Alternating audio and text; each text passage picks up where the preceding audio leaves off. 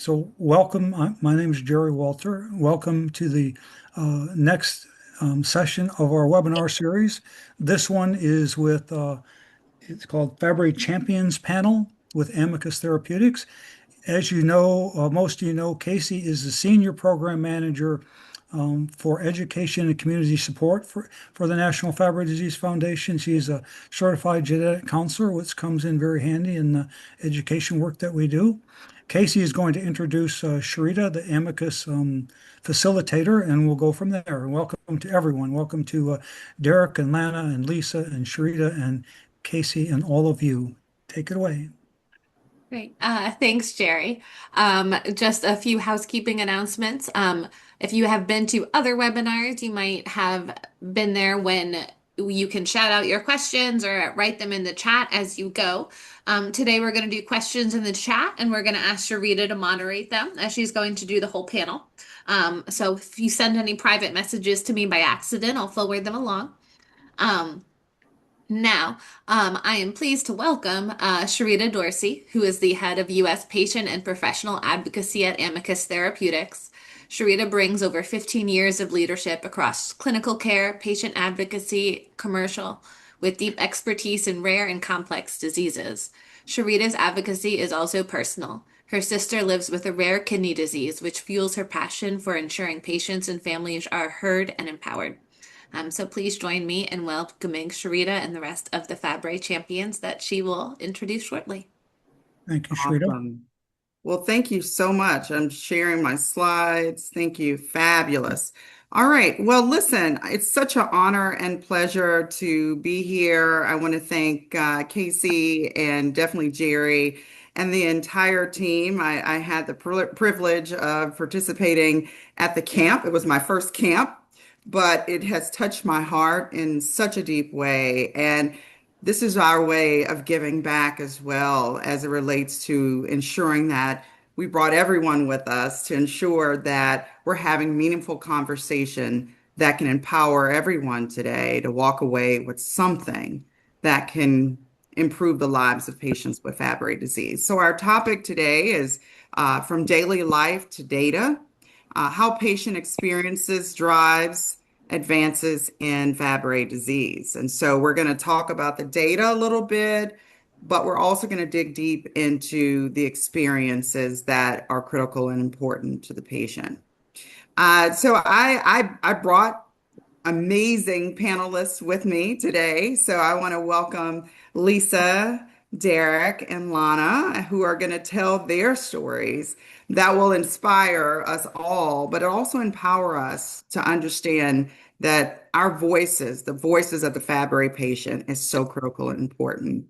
So the objectives for the presentation, what we're going to really cover through the dialogue is we're going to share the unique challenges faced with females with Fabry and underscore the importance of integrating a woman's experience into diagnosis, treatment, and research. And so I think you're going to really, really love the journeys that the team and the panelists have been on. We're going to explore disparities in Fabry care and how patient perspectives can guide efforts to ensure more equitable access, representation, and outcomes. Everyone has, we need to provide access to all patients. And so we're going to dig into that with Darrick. And then we're going to highlight the vital role of screening and early detection, discuss barriers families face, and inspire greater awareness and participation to support earlier diagnosis and intervention. And so we're going to share some resources and tools that you can take away for that dialogue. So I want to share a little bit about Amicus for those who may not be aware. Our mission at the organization, we seek to develop and deliver transformative medicines for people living with rare disease. Our vision is really, really simple: to become one of the leading rare disease focused biotech companies. And so we're deeply rooted. The organization was founded by a father.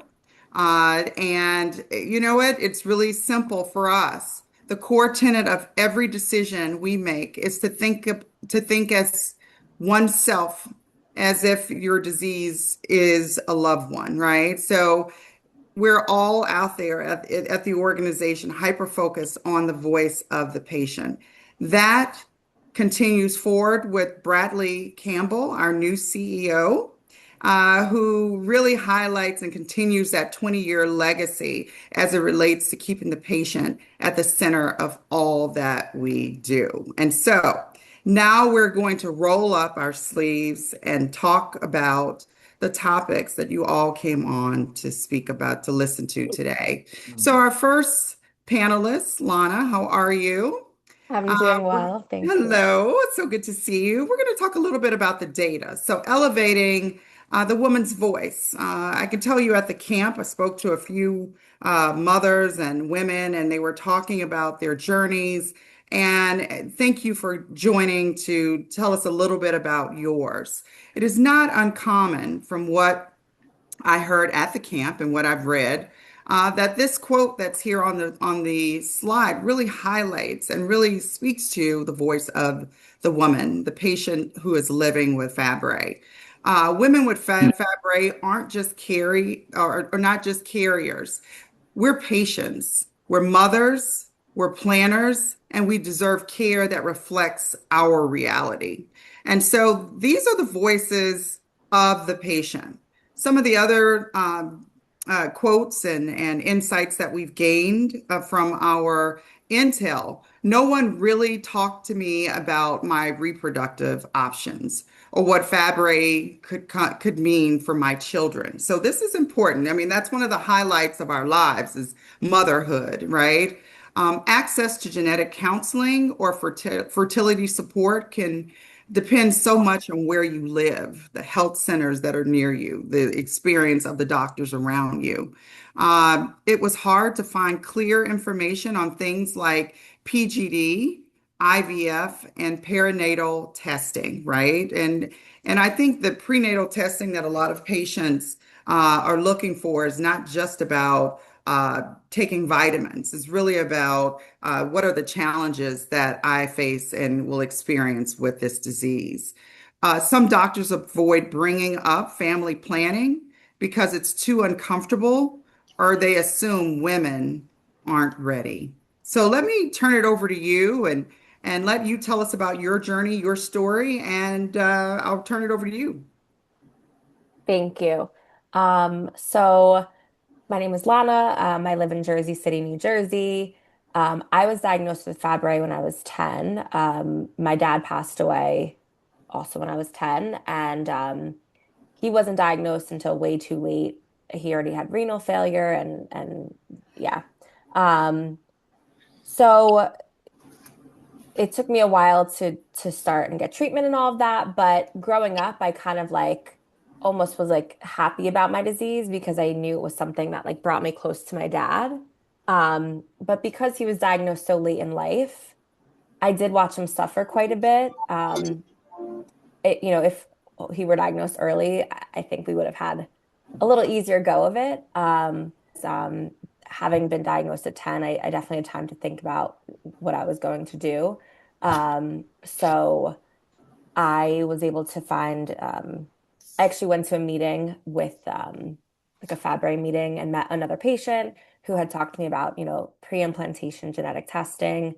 I thought that was really interesting. So I did some research about it and eventually made the choice to do the same. Um, I think treatment and all of that has progressed so much, but we have really good insurance and we were able to make that choice for us. And um, yeah, happy that I did. And we can kind of go into it a little bit more with questions and all of that. Well, thank you so much for sharing your journey. Our first question is, what are some of the most significant challenges women with Fabry face in getting diagnosed or receiving appropriate care from your perspective? I think honestly, I was lucky is probably not the right word, but lucky enough that my dad had been diagnosed and then had passed away from Fabry, and it was very obvious that I had some of the same symptoms as a child. Mhm. I think, and you'll hear this, through some of the other champion stories, um, women aren't always, the first ones to be tested for Fabry. Um, I did so many genetic tests, like just for pregnancy and all of that, and it still calls me a carrier. And I'm like, can you not? Um, Yeah. we're definitely not. And I think sometimes our symptoms are different than males. So it's tough. And I think, many women here also like sometimes you like run the house and like you're not going to go and get tested if you don't feel well. You probably just go on with the day and think you're tired. So I think it's tough.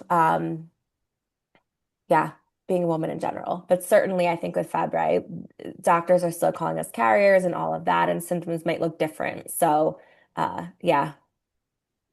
Yeah, I think that's a key point that how do you change a paradigm shift or mindset in the medical community? And it's really through the voices that people speaking up and telling their story. So thank you for that.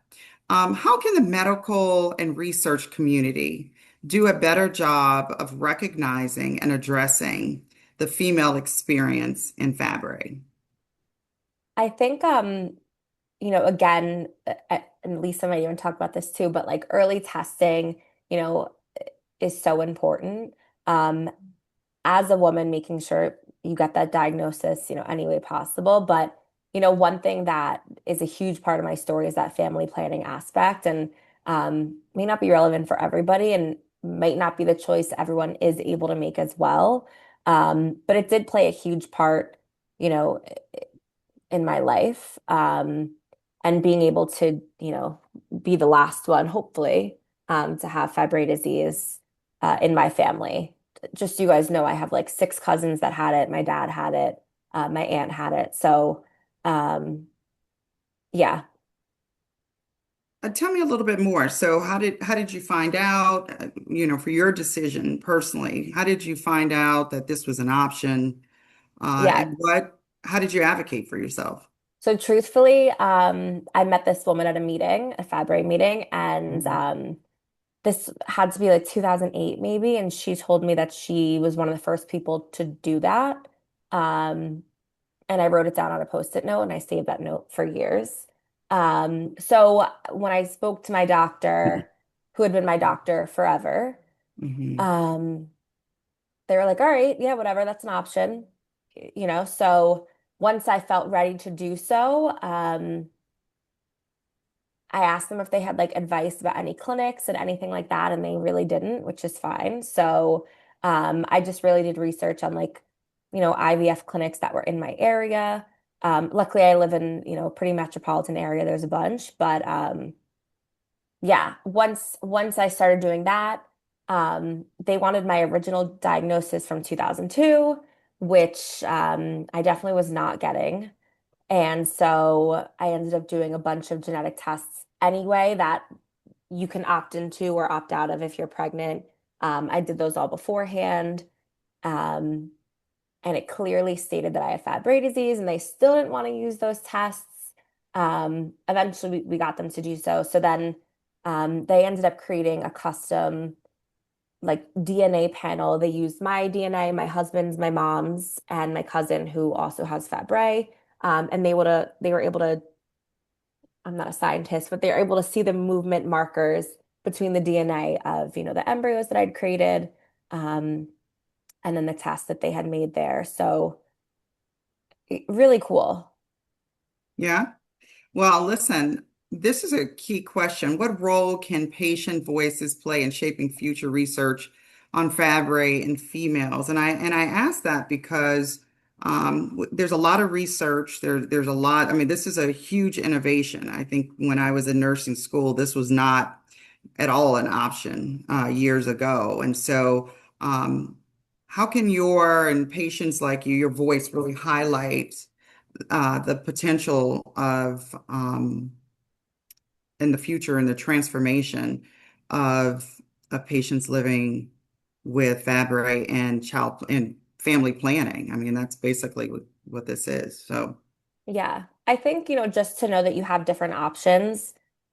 This definitely isn't the option for everybody. There was times where I felt like weird about, like playing God or like doing weird things there, but I made this choice a while ago. And like I said before, luckily my husband's a teacher and he has really good insurance. But there are options, right? And also, I do want to say that treatment and everything and just the support has gotten so much better that even if you're not able to do this option, like you're not doing anything wrong. You're doing what's best for you and your family. But Mhm. there are options and there's conversations to be had. And there's so many tests that can be done nowadays that weren't, especially, early in life and all of that. So I think just being aware of, some of those options and what's out there can certainly help, you know, make your decisions on what's best for you. Okay. Well, thank you for that. I think you've highlighted that family planning and mental health, because I'm sure there was a level of stress and consideration as it relates to making these decisions. And so, it's everyone's decision. And so I want to thank you for having the courage to tell your story and hopefully to inspire others to understand the options that exist out there. So their voices can be heard and so they can make the appropriate decisions. So thank you so much for that. All right, well, we are going to move on and we're going to talk a little bit now about advancing health equity in Fabry disease. And, this is a really big topic just across the globe. And, really, how do we ensure that from a rare disease perspective, that every patient that has a rare disease is tested and has equitable access to care. And so at Amicus, we have definitely partnered and worked with health institutions and organizations and physicians and patients to really begin to say, how can we first uncover what barriers exist to having equitable healthcare for all and rare disease testing.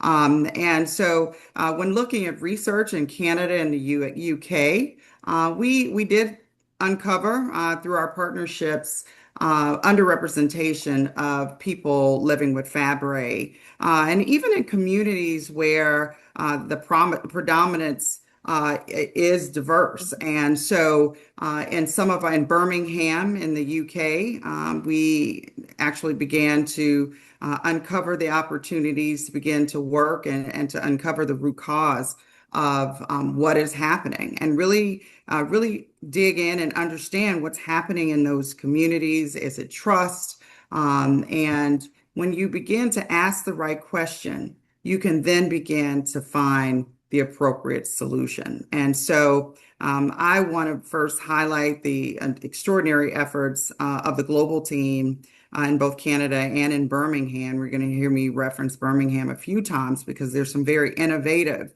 research that's being done and partnerships being done to ensure that we are definitely educating and building the trust that we need to in communities so that everyone has equitable health care. And so I want to welcome Darrick to the panel and really have him tell a little bit about his story. So, Darrick, how are you feeling today about your Fabry disease or having Fabry? I don't want to do Fabry no more. Hi, everybody. I'm just kind of over it this week. To be perfectly honest with you, I kind of go back and forth. But this last stint of, because I got sick recently, and I kind of tied that sickness to my own mortality, right? So every time us people with Fabry, every time we sneeze the wrong way, we always contributed to, is this a Fabry thing or what's next? And every morning I wake up and make sure I got all my toes and my fingers and everything is intact. But it does come a point where it starts to be overwhelming. Fabry is my part-time job. Um, man, as far as like health and fitness, I'm in the health club 4 days a week. I'm at the grocery store every other day, just fresh fruits. I'm trying to give myself every opportunity to win. Mhm. And even if I happen to succumb a year from now or things turn for the worse, I did the very best I could to live a productive life. I don't talk about Fabry often. Some days I forget that I even have it. you know. But this week has just definitely been different, and I don't want to continue this journey right now. When I wake up tomorrow, I may feel different. I may feel optimistic. I may feel strong, and I'm pretty sure talking to all you great people would help me do that. But one thing about having a rare disease is like sometimes you just feel so alone. Um, I've never met another Black man with Fabry. I've never met another Black woman with Fabry. I've never met a Hispanic man with Fabry. So I kind of feel like I'm the only man on earth who happens to be African American that has Fabry disease. And it just feels like a lonely road. My journey feels lonely sometimes. Well, I started looking, one thing about my diagnosis that I went looking for something. I don't want to mispronounce your name, Miss Levine. So can I call you Miss Levine instead of Lana?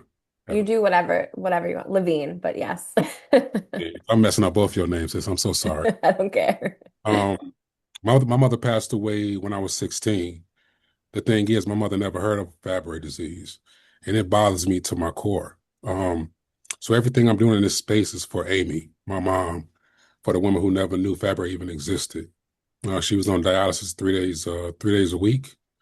Um, she suffered all the way to the end. She gave up mentally first. That was the first sign for me, looking back, that we got to take care of our mental health and make sure that we're strong mentally to be strong physically. So in 2010, you guys buckle up for a story. So in 2010, I also have very, very good health insurance working for the state of Illinois. And I said, okay, I'm 30 years old. If I got something, I need to know now. I don't want to wait till I get to a point where whatever it is, my mother died of renal failure. So kidney disease runs rapid in my family. So if I had any issues with my kidneys, I wanted to know now. I don't want to wait. I need to know now so I can get to work. I was never concerned about the diagnosis because my mother, my grandfather, my uncles all had some issues with renal failure. So I knew it wasn't just going to skip over me. So I just went looking for it. And whatever the doctor told me, I was going to be okay with, just give me an opportunity to fight. So that was in 2010. I did not hear the word Fabry disease as my diagnosis until 2014. So in 2010, my nephrologist told me, hey, don't worry about it. You got a lot of muscle mass. Don't let this picture fool you guys. You got a lot of muscle mass. Your protein levels are high. Don't worry about it. So the average person would have said, okay, that's what I wanted to hear. So I told my nephrologist, I'll be back in a year. Let's test it again. The next year, slightly elevated protein levels. Same thing. Muscle mass, don't worry about it. You're doing great. I said, okay. When I went back that third year in 2013, he told me the same thing, but I said, you know what? I need to go farther. So whatever we need to do, I need to know what I have. I need to know now. So 2013 went into 2014, I got a biopsy of part of my kidneys, and that's how I got diagnosed. I also got diagnosed with a swirl that's in my eye, but that came much later as I started to navigate the Fabry space. One of the things that really hurt me about having a rare disease in my experience is I was told I had Fabry disease, the first time I ever heard this term, and I was simply told, have a nice day.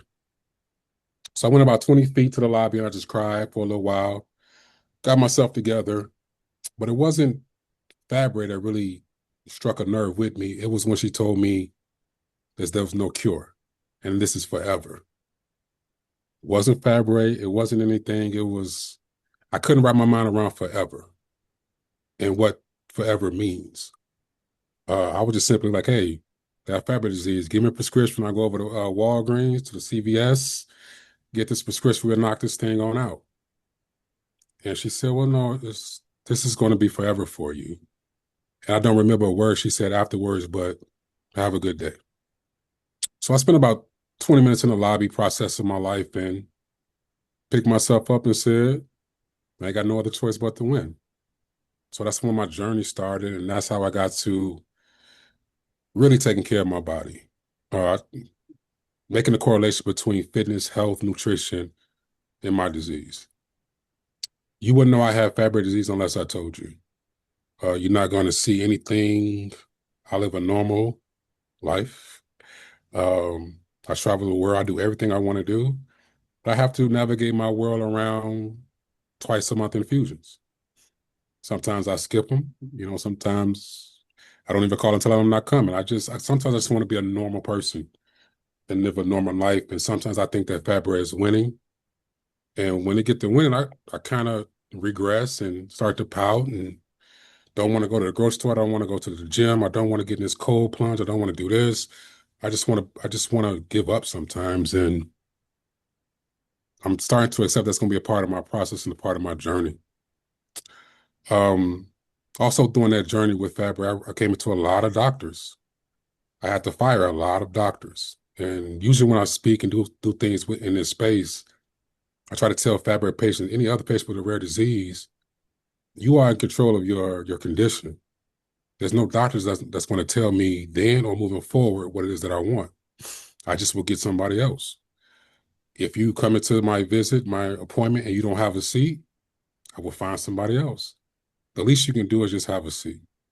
I know you're going to get up and go, Google Fabry disease and come back with something generic, but that's fine.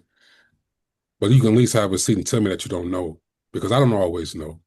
Fabry disease is one of those diseases so hard to explain in layman's terms to help somebody understand what it is. So just sit with me. If not, I'll just find somebody who will. And having that mindset, I feel like I'm always in control of my condition. Fabry doesn't control me, I control it. And I control my treatment team all the way down to my massage therapist. And I explain to them, this is what I'm dealing with. On days that having this, it hurts. So if I'm a little impatient, if I'm a little something, bear with me. This is forever. And sometimes you don't know how long forever is. So that's my journey. That's how I got here. So, Darrick, well, we're going to get a little bit more out of you. So, I would say this a stat. You made me think about this stat. I too have a sister with a rare kidney disease, and I will say to you, you sound like a very empowered patient. You have a mindset that pushes you forward every day. That's not every patient. We know that African Americans around in the US are 14% of the population, but they make up nearly 40% of dialysis, whatever the reason is. So there are patients out there that are not as knowledgeable, not as empowered. So where do you see the biggest disparities in Fabry diagnosis and treatment today? And what can we do to inspire and empower other patients who are not quite where you are today? I can't wait till we take the word rare off of Fabry. As long as it's rare, it's not a household name like cancer. I'm kind of like stuck between the middle. If you want it to be a household name, but if it's continued to be rare, it gives the connotation that it's not worth looking into. It's not worth learning more about. So we need to take that label off of it. I'm not sure if calling it rare makes it separate from, our household cancers and things like that, but I will start there. Also, if it's hard for me to explain it to another African American man, this thing how hard it is for somebody else to try to explain it to them. Then also having Fabry to lead up to actually hearing that word for the first time, it could be masked as anything else. Again, high protein levels. And then if you keep on taking that diagnosis of high protein levels, that could have been exactly what I want to hear. So for another patient who doesn't have the opportunity to just settle for that, I see how they can just take that, be mixed diagnosed. By the time it comes around again, you're already into a stage that's irreversible, if that makes sense. So being able to talk to healthcare physicians, I want to get into a space where I can teach them as well, if that makes sense. And I know it's kind of like me trying to teach a medical doctor who spent all his time in medical school and one of our, brightest in our society, but I've come to learn that they don't know everything. And sometimes the patient needs to be the specialist, and the specialist need to be the patient. Just sit down and just listen for a Yeah. second. That's And why. great, So you bring up a great point. I would say too, I think that's also the value of these types of calls, that never let perfection get in the way of a meaningful dialogue. And so the advocacy organizations are critical and important to support with getting those patients who may not be where you are to where they need to be. I think everyone needs an advocate, right? And so I want to highlight that. Let's talk briefly, and then I know I need to see if Lisa, I can't see if she's on the screen, but I would just say we need to think about also clinical trial representation. There's a huge amount of distrust in the community, and really, how do we forge that? So here's a question. Um, how can we really delve into the patient experience data to help ensure that underrepresented patients are included in Fabry research and care? Like, when you look at the numbers, when I talked about the Birmingham study, that no matter, even though the population, they were represented 51% of the population, they still did not represent the diagnosis numbers. They didn't represent that equally, and there was a huge disparity in that community. So, how do we get them to the table? How do we even get the diagnosis? What are your thoughts? What are some opportunities that we have to bring that to really blunt that Washington, D.C. So I got a chance to do some policy? Fabry work. Man, it's always starts there. And I did some work on behalf of Fabry in Washington, where I did some lobbying. And it completely changed my viewpoint on not just Fabry, but just life and policy. So I have a degree in behavioral science, but my first love was public policy. And now I see why I should have went that route. Being in Washington, being able to lobby on behalf of Fabry and some other things, I learned that it starts there. And my voice, not only just being advocate, but I'm also a patient too. So I got a little bit more cachet to bring to it. If we don't have a broader conversation in Washington to get the research, to get the funding, we just keep on spinning our wheels and ending up right back where we started. Um, I also kind of, sometimes you have to meet people where they are, and I know that's difficult. I always had like an idea of just filling up Grant Park with information. You have to go to where they are. You know, as far as a bad example, like us black men like to get our haircuts on Saturday. Why am I not in the barbershops? Why I'm not where they are? And we talk about trust in medicine. There's a reason why we as African Americans are so skeptical, excuse me, of medicine. There's been Tuskegee, there's been other things that we have gone through, and it makes it difficult for us to trust going to the doctor and having those conversations. And once you get past that barrier, it comes to that insurance thing. Can I afford to be sick? And I know that's a lot of people in my family because I tried to have that conversation, tried to explain to my family about our family tree. And hey, if I got it, I'm almost sure that you have it, but well, cousin can't afford to be sick. So I'd rather not have it or not know that I have it and just live.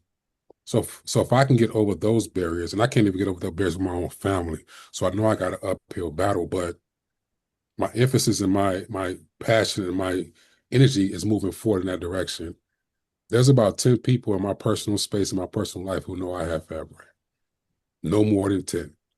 And I've had this disease since 2014. I am just so private, but I have to get out of it. I have to let the world come in. I have to take my disease to a higher level. I have to get over my own transparency, my own being vulnerable. I have a hard time being vulnerable. If you don't see me in strength, you're not going to see me at all. So once I clear my own barriers, I have to advocate and I have to get into policy and have a larger conversation about what it is that this community needs. I need to hear from more patients. We need to put our heads together, our resources together, so we can take the rare off of Fabry. So, Darrick, first of all, I want to say thank you for your vulnerability and for sharing your story. I think this is, you highlight some really good points uh, for self-empowerment, being active in policy that impedes abilities for patients to have access, so being at the table. And for those patients who may not be as empowered and where you are, really leaning into, you know, advocacy organizations to support, to be that advocate.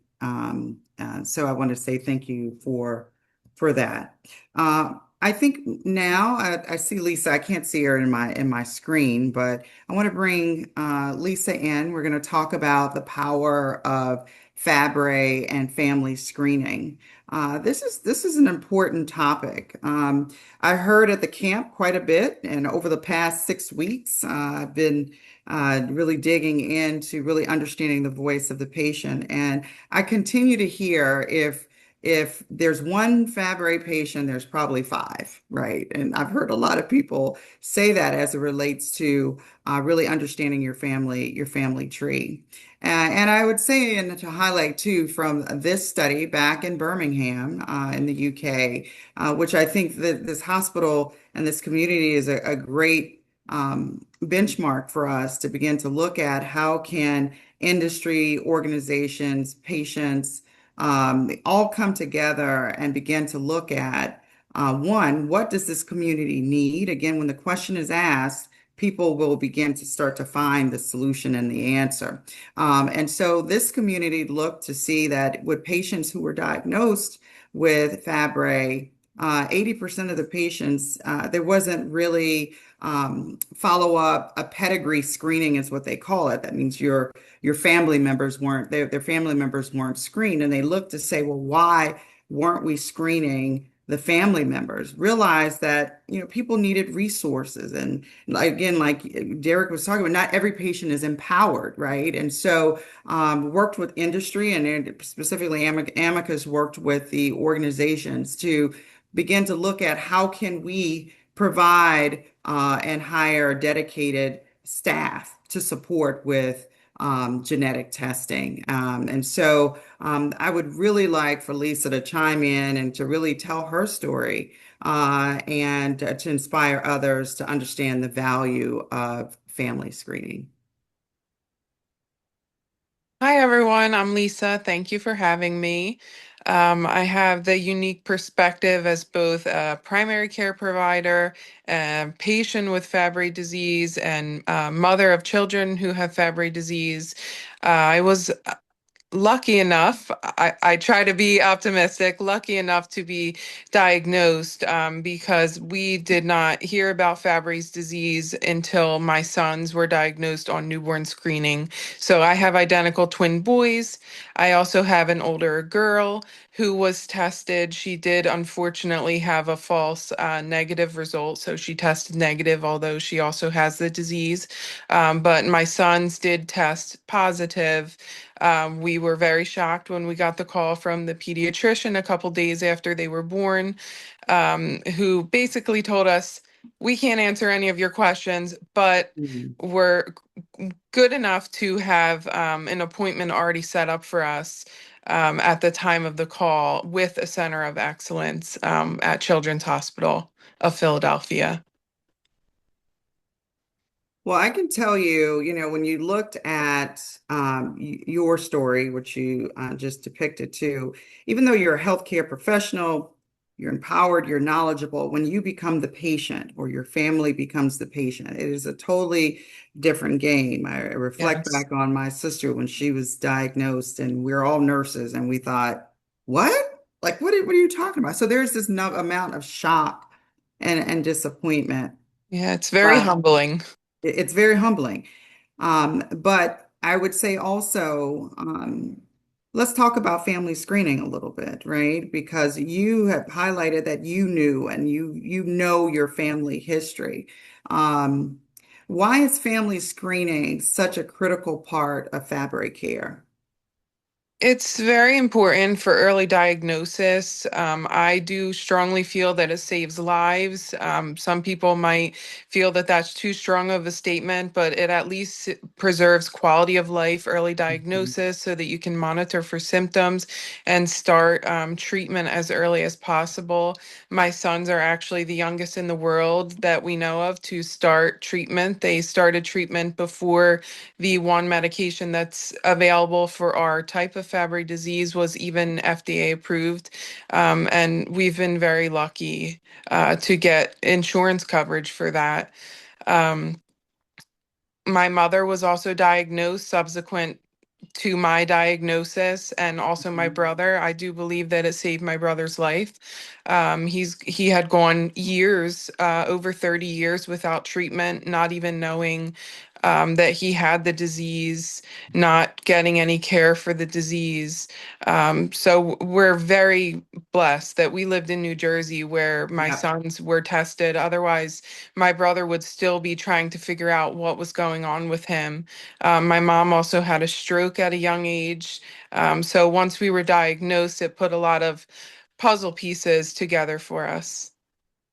So we talked about the Birmingham population that once how hard it was, 80% were not being screened, families were not being screened with appropriate intervention and embedding an actual full-time staff there. We began to see that actually flip as 80% now are being screened with the appropriate support.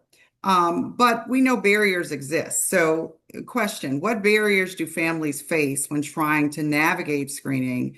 And how can they be reduced? How do we move those barriers out of the way?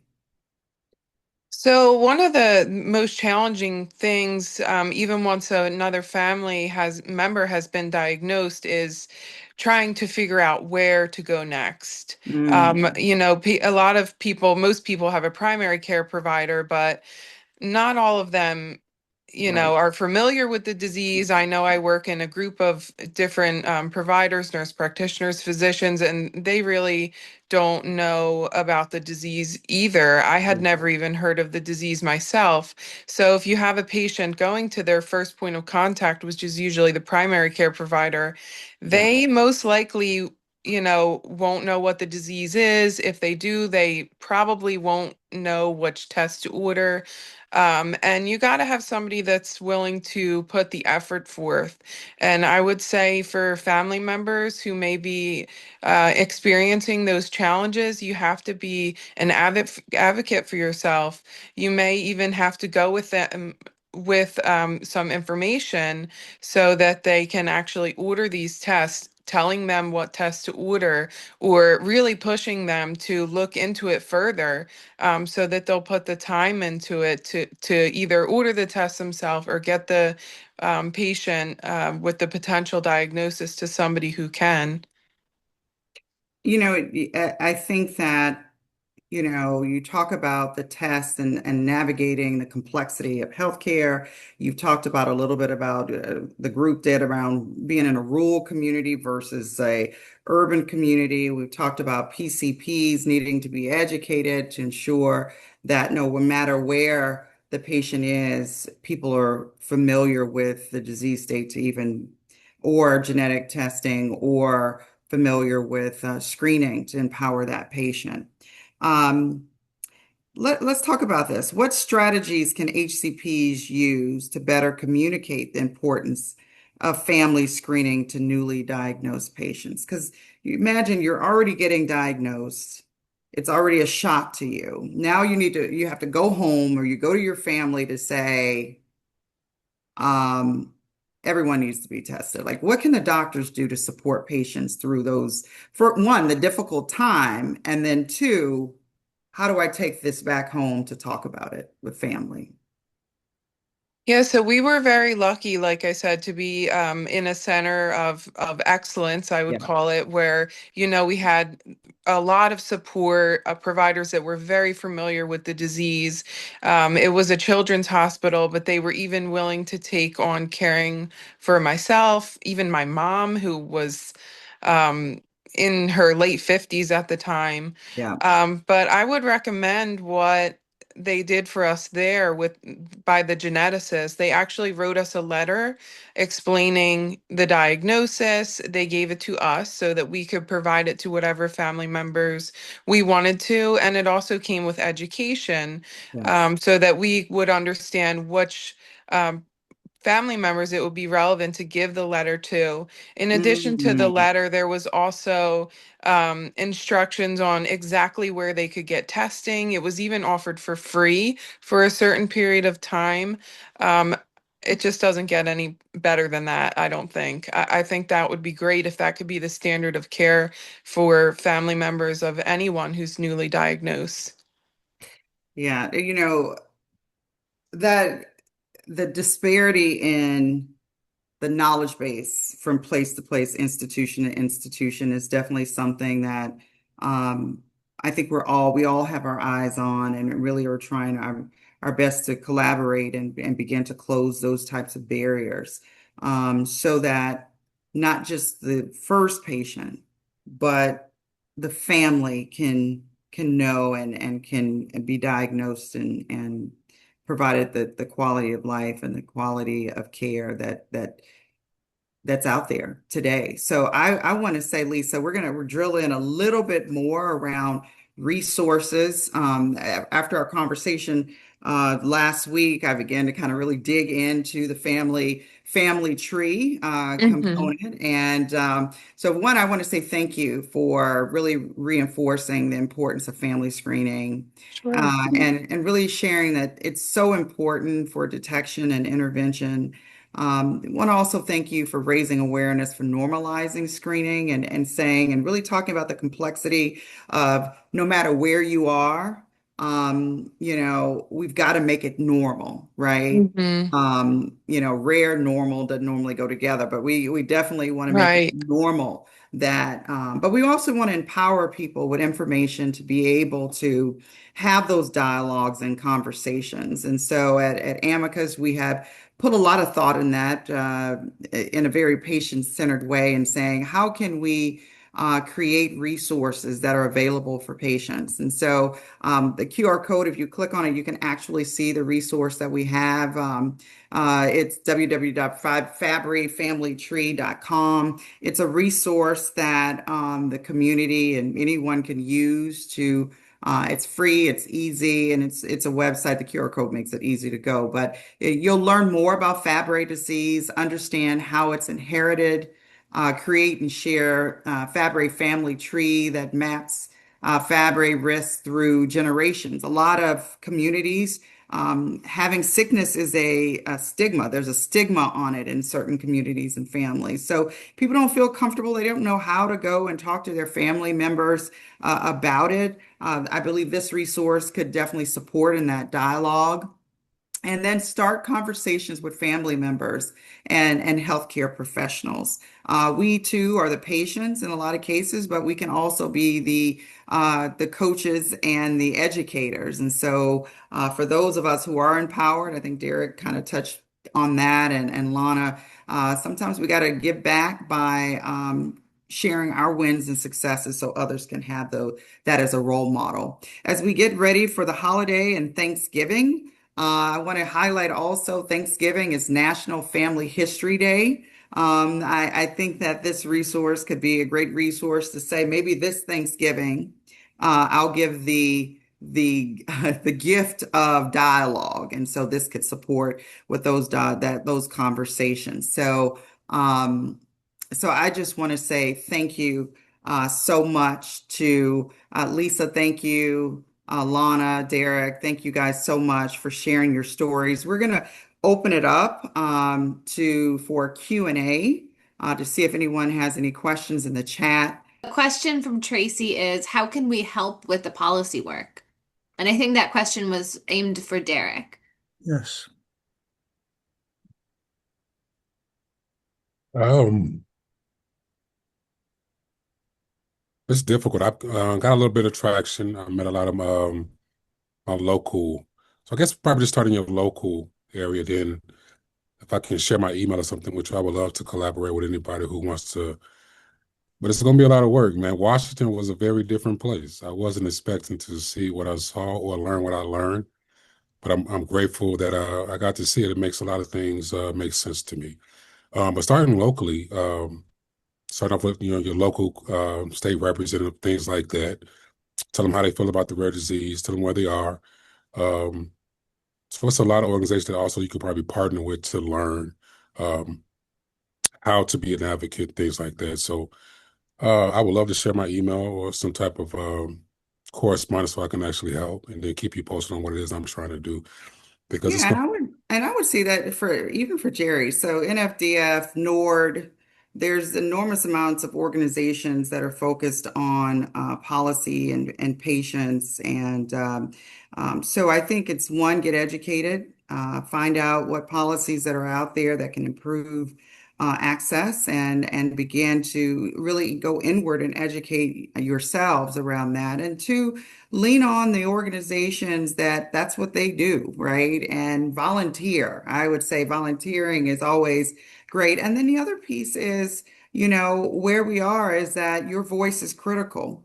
Sharing your voice, sharing your stories, sharing your needs and your triumphs are so important for politicians as well as your HCPs and all of us to share your story to really highlight the voice of the patient. At Amicus, we embed the voice of the patient in all that we do from beginning and onward. And so I think that is how you get inspired is through action and telling your story. So thank you for that, Darrick. Any other questions?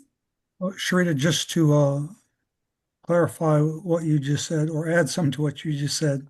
Please. So as a small nonprofit organization in the work that we do, we just barely keep our head above water in the essential things that we manage. Hmm. So we piggyback on larger organizations Yep. in in concurring with or putting our name on the list of organizations that support various policy initiatives. But in terms of real larger strategy and policy initiatives, we don't we we don't have the capability of doing much ourselves. So we're usually piggyback on someone else. That's We right.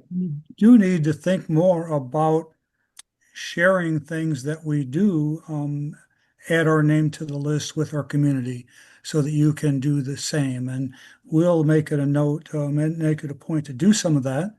But we do what we can, but it's not much in the context of everything else we do. That's right. And that's why we do it together. And I would just say, thank you for highlighting that. And, on the websites of their various organization, but, Jerry, I want to just highlight the fact that, what it is that we do. It's the little things, the droplets over time that really build up to create the swell that we need in order to innovate and improve the lives of others. So thank you for that, Jerry.